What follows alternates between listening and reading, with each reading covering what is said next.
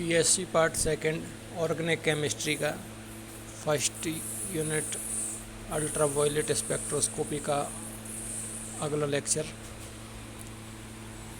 Ultraviolet and visible spectroscopy.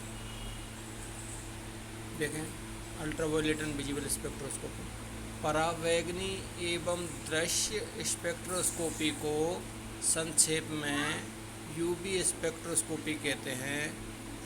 विद्युत चुंबकीय spectrum में 190 नैनोमीटर से 400 नैनोमीटर तरंगदैर्ध्य का क्षेत्र परावैगनी क्षेत्र कहलाता है। 400 से 800 नैनोमीटर तरंगदैर्ध्य का क्षेत्र दृश्य क्षेत्र कहलाता है। 100 से 190 नैनोमीटर तरंगदैर्ध्य का क्षेत्र निर्वात परावैगनी क्षेत्र कहलाता है।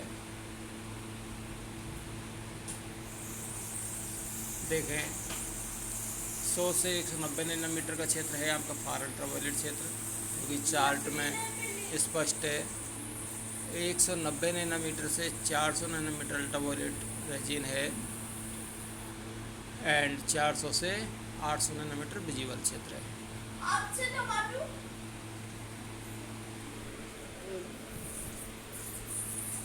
Note: the far ultraviolet region is not much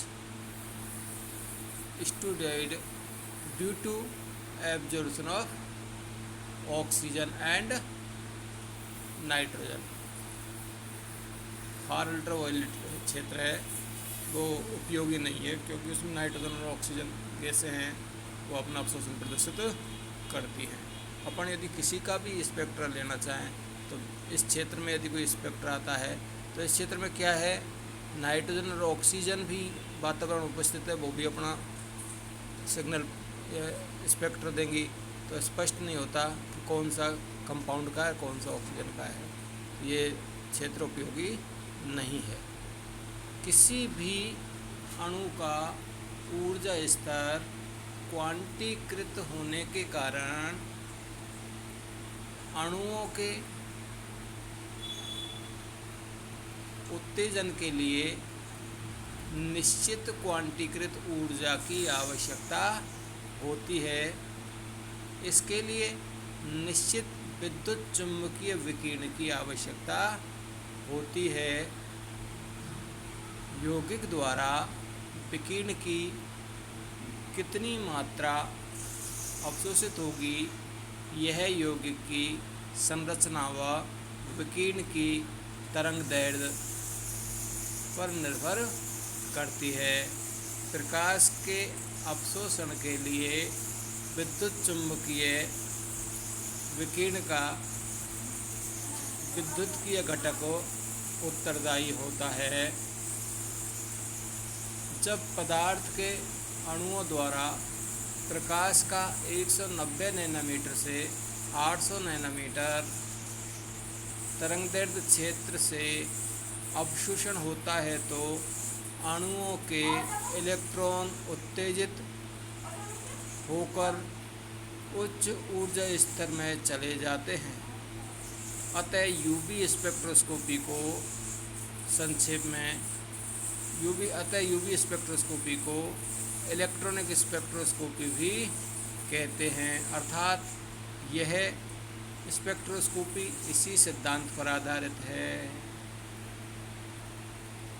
अवशोषित विकिरणों की तरंगदैर्ध्य लैम्बडा व अवशोषणांक, जिस इंग्लिश में कहते हैं एब्जॉर्बेंसी ए, के मध्य आरेख खींचते हैं तो प्राप्त सरल आरेख को यूवी स्पेक्ट्रा कहते हैं।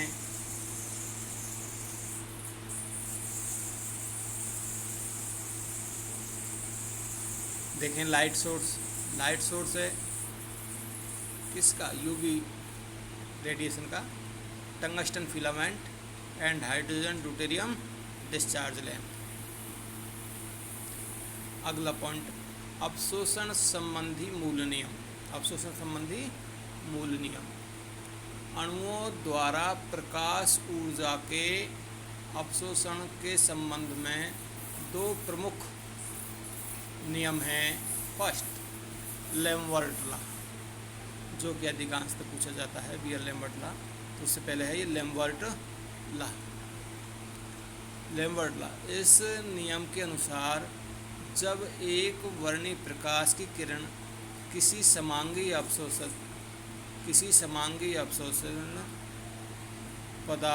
अवशोषित पदार्थ के विलयन से प्रवाहित होती है तो अवशोषक माध्यम की मोटाई के साथ यूवी लाइट की तीव्रता में हुई कमी आपतित प्रकाश की तीव्रता के समानुपाती होती है। इंग्लिश में देख लें, when a beam of monochromatic UV light is passes through a homogeneous absorbing medium, then decrease in intensity of UV light with thickness of the absorbing solution is proportional to the intensity of incident radiation. अर्थात -di/dx is proportional to I, या -di/dx बराबर ki।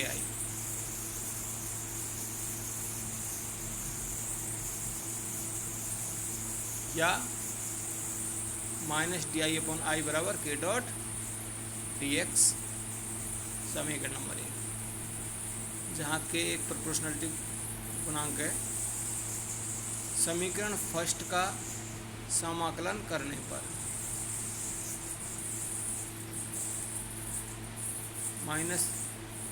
-I0 से I minus di/i का समाकलन बराबर के समाकलन x बराबर 0 से x बराबर x तक dx समाकलन। इसका समाकलन होता है -ln I/I0 बराबर kx dx का समाकलन x, या ln I/I0 बराबर माइनस, या ln I/I0 बराबर माइनस kx। दोनों तरफ माइनस से गुणा कर दो तो इधर आ जाएगा माइनस, या ln I0/I बराबर kx। समझ में आ गया होगा। इसको उल्टा कर दिया तो इधर माइनस का निशान हट जाता है।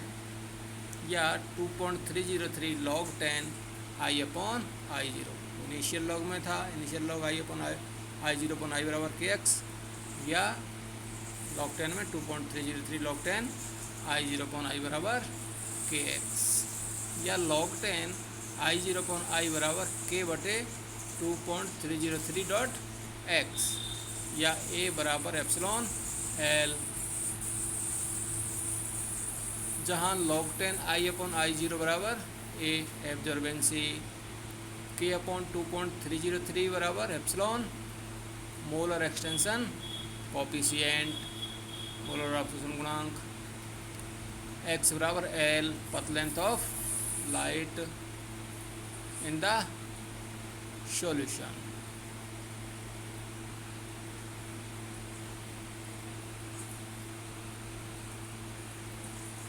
I इंटेंसिटी पारगमन विकिरणों की तीव्रता, मतलब intensity of transmitted light I। I0 intensity of incident radiation,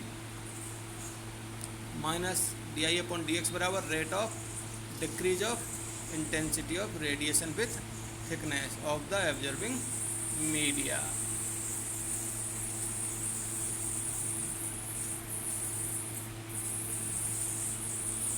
आज के लिए इतना ही, बहुत थैंक यू।